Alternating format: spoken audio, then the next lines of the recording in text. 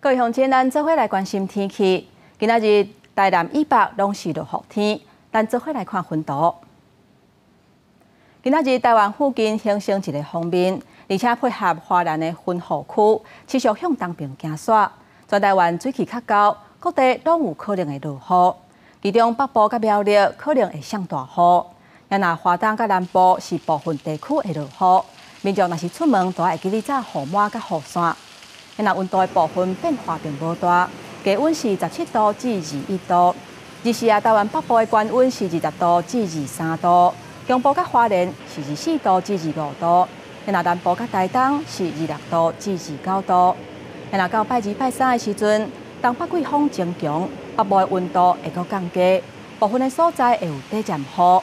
拜4水气减少，各地会是多云到好天的天气。若到拜5，东北季风会减弱，各地日时的时阵气温会回升。到拜6礼拜，北部甲东半部水气会增加，有局部的短暂雨。若其他的所在是多云到好天的天气。